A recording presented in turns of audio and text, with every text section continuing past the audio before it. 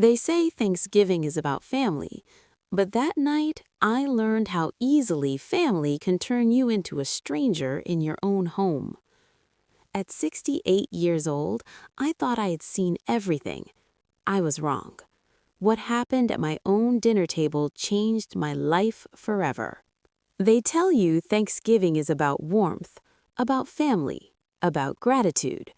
No one tells you it can also be the day your entire life quietly collapses right in front of everyone. I was seated at the head of the table when it happened.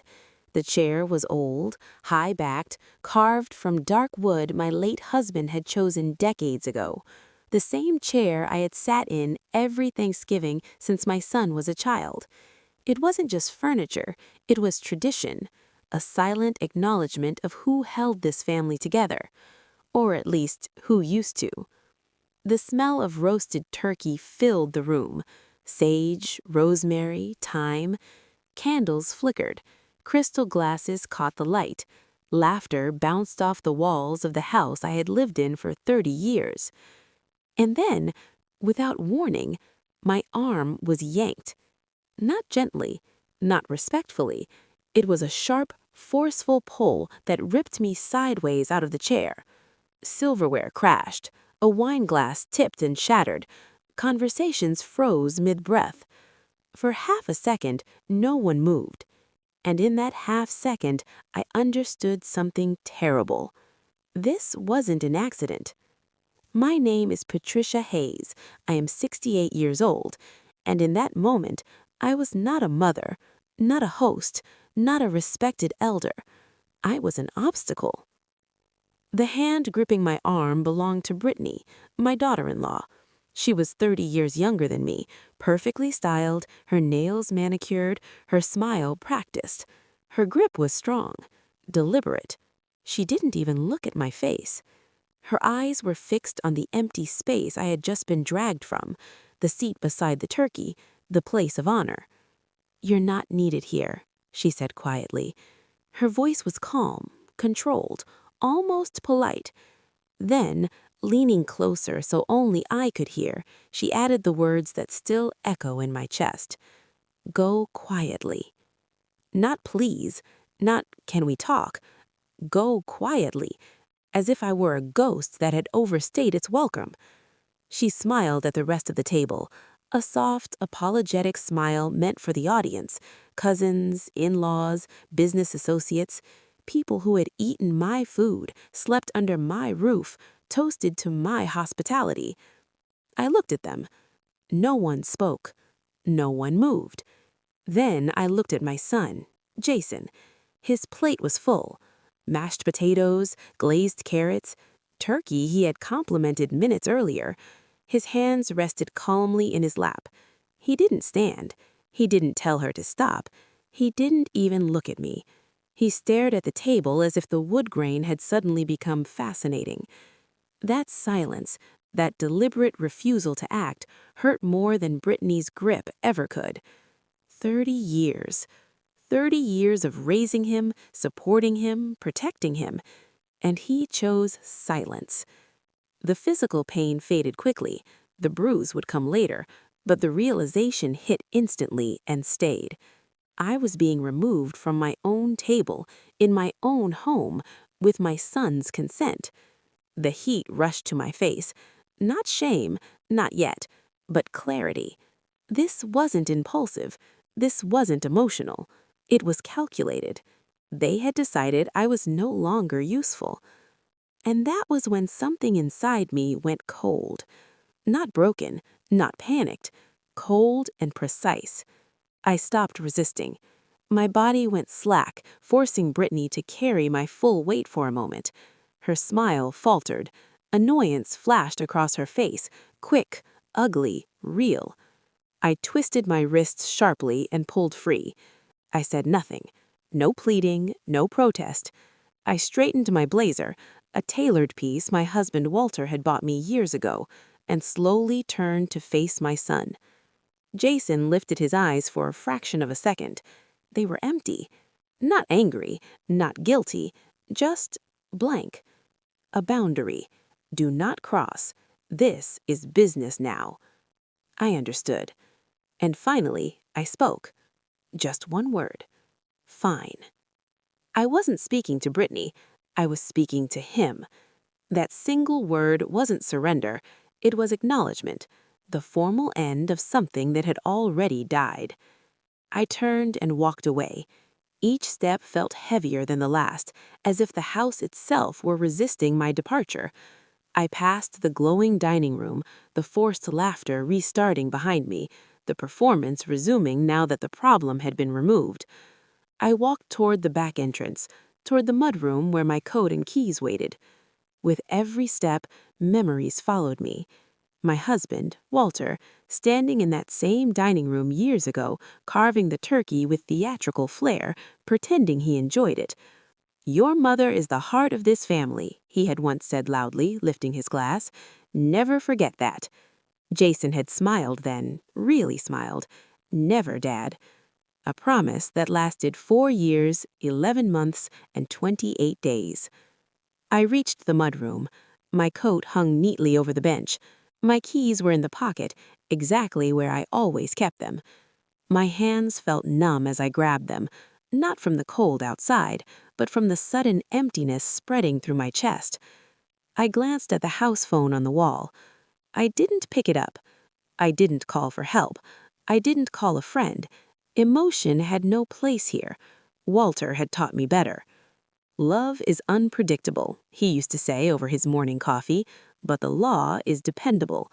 Always protect the structure." I put on my coat and stepped outside. The November air hit hard, sharp, clean, unforgiving. The sky was gray, heavy with coming rain. The warmth of the house stayed behind me, sealed off by the closing door. I walked down the stone path toward the detached garage. I didn't look back. The windows glowed warmly, filled with people who had just watched me be dragged away and done nothing. I reached my car and sat inside, hands resting on the steering wheel. For a moment, I allowed myself one breath. Then I pulled my phone. I didn't scroll.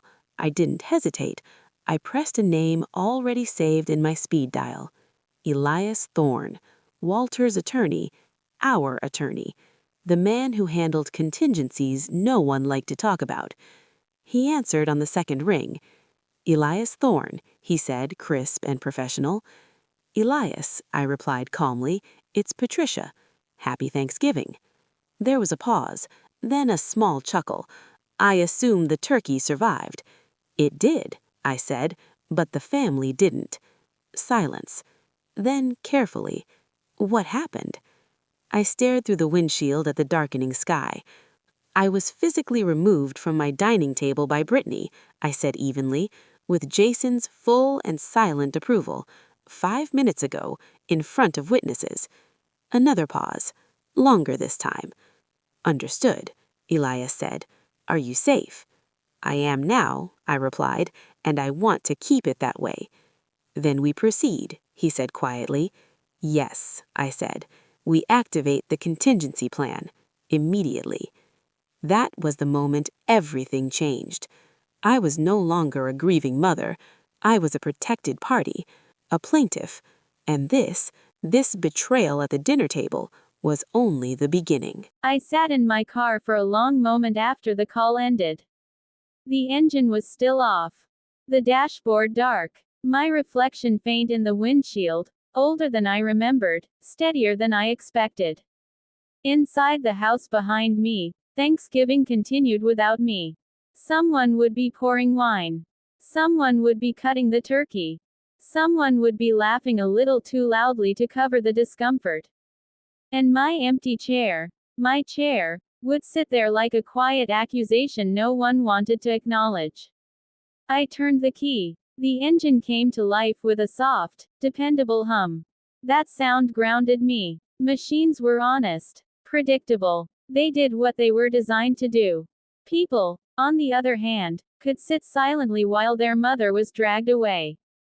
I backed out of the garage and drove into the cold Seattle evening. The sky hung low and gray, pressing down on the world. The streetlights flickered on one by one, as if the city itself was waking up while my family unraveled. I didn't cry. That surprised me. I had expected tears, rage, shaking hands. Instead, there was a strange calm settling in my chest, a quiet, dangerous clarity. 30 years. That's how long I had lived in that house. 30 years of hosting holidays, smoothing arguments, showing up when Jason needed help, money, advice, reassurance. And tonight, all of it had been erased with 4 words. Go quietly. I pressed the button on my steering wheel and called Elias back. He answered immediately. Patricia, he said, I'm initiating documentation on my end. I need details. Exact language. Exact actions. I took a breath and began to speak, not as a wounded mother, but as a witness. I described Brittany's grip, her words, Jason's silence. I described the room, the guests, the way no one intervened. By the time I finished, the emotional distance had grown wider. The story no longer lived in my chest, it existed in language. In facts. That qualifies, Elias said carefully, as coercion and emotional abuse. Possibly physical as well. I assumed as much, I replied. Where are you now? Driving, I said. Away. Good. Don't go back tonight. I want you somewhere secure and private. I already have a place, I said.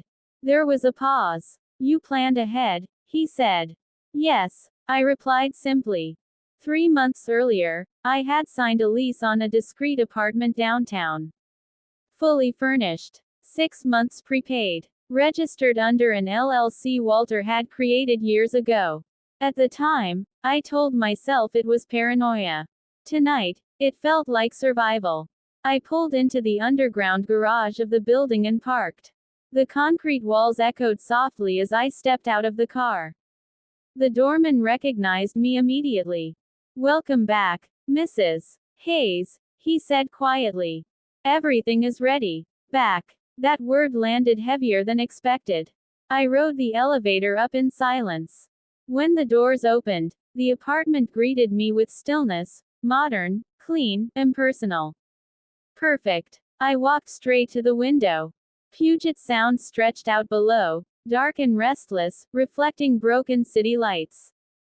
Boats moved slowly in the distance, unaware of the small family war unfolding miles away. I stood there and finally allowed myself to feel it. The loss. Not of the house. Not of the money. Of my son. I had known Jason since he was 5 years old. Small. Scared. Abandoned by his biological mother, who decided motherhood interfered with her career. Walter and I stepped in without hesitation. I learned how to comfort night terrors. How to pack lunches just right. How to be patient when he struggled, firm when he needed structure.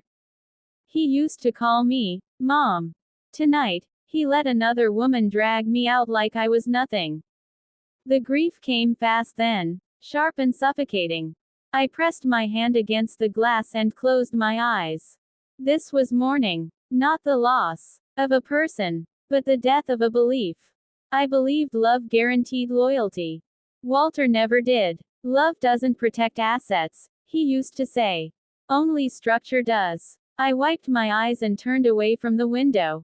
I wasn't finished. I sat at the small desk in the corner of the living room and opened my laptop. The screen glowed softly, waiting.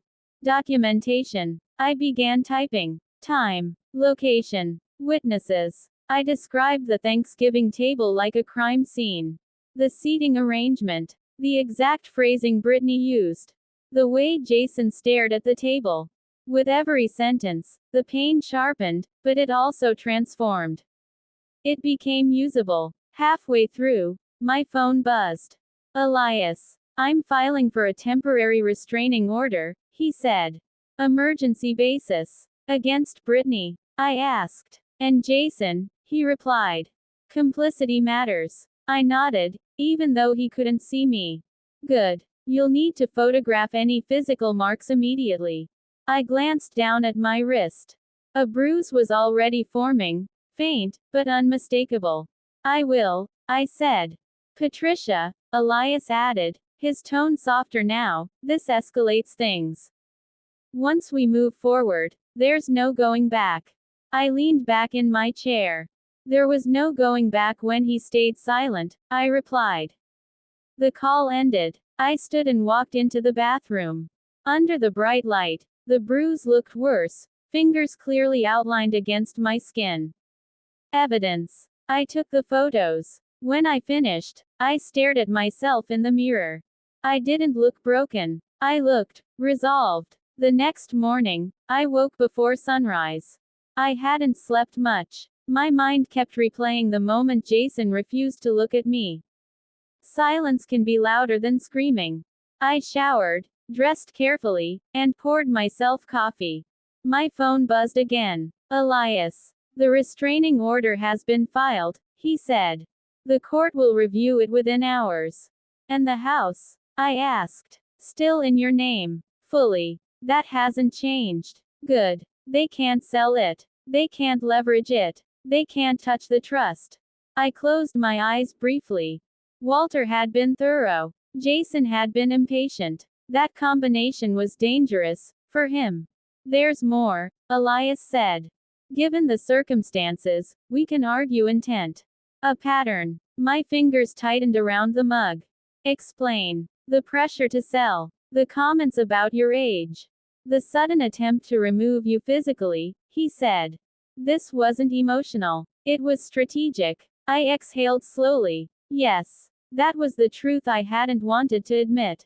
This wasn't about Thanksgiving. It was about control. After the call, I returned to the window.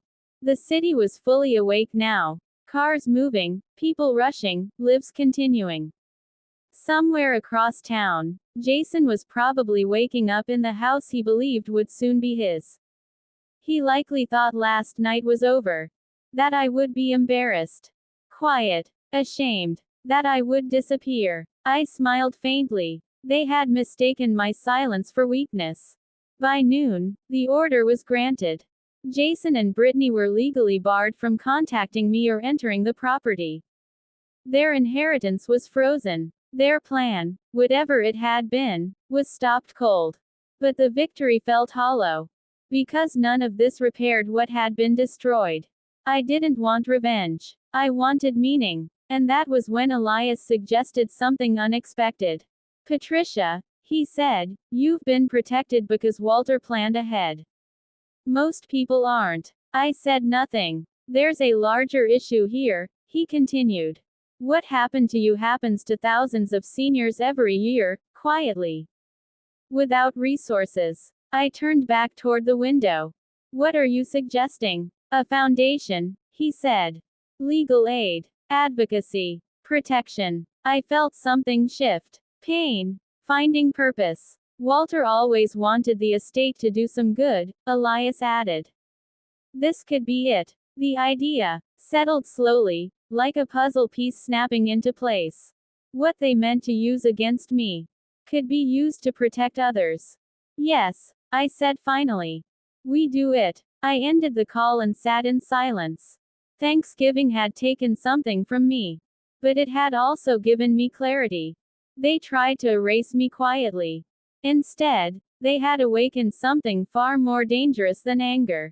They had awakened my resolve. And I was just getting started. The restraining order arrived before sunset. Elias sent me a single message. It's done. Jason and Brittany were barred from contacting me. From entering the house. From touching a single dollar tied to the trust. The silence they had used against me was finally working in my favor. I stood by the window as the city lights flickered on, watching the world move forward while my old life sealed itself shut behind legal language and signatures. Somewhere across town, they were reading documents they never expected to see, words like prohibited, restricted, frozen. They had believed power came from proximity, from family ties, from pressure applied quietly. They were wrong. Power came from preparation. 2 days later, Elias and I sat across from each other in his office. The walls were glass, the space calm and deliberate, Nothing like the chaos of that Thanksgiving table. They didn't expect resistance, he said, scanning a document. They expected shame. I know, I replied. They expected me to disappear. Instead, I had become impossible to ignore. We finalized the last filings that afternoon. Asset protections, medical autonomy, legal safeguards layered so thick no one could touch me without consequence. Then we did something else. We built something new. The Hayes Autonomy Foundation was formed quietly at first. No press, no announcements. Just structure. Legal aid for seniors. Financial counseling. Emergency protections for people whose families mistook age for weakness. The very thing they tried to exploit became the tool that protected others. A week later, Jason tried to reach me. Not directly. Through a mutual acquaintance. Then through an attorney. The message was simple. He didn't mean for it to go this far. I stared at the words on my phone and felt nothing. Meaning wasn't the issue. Choice was. He had chosen silence when it mattered most. I replied once, through Elias. All communication must remain legal. That was the end of it. Months passed. The house was sold, not out of loss, but intention. The proceeds went where they would do real good. The dining table, the chair, the memory of that night, left behind. I moved forward. Not bitter. Not broken. Clear. One evening, I caught my reflection in the window of my new apartment. Older, yes, but steadier. Untouchable in ways I hadn't been before. I thought of Brittany's words. Go quietly. I smiled. Because I hadn't. I went prepared. I went protected. I went forward. And in doing so, I reclaimed something far more valuable than a seat at any table. I reclaimed myself.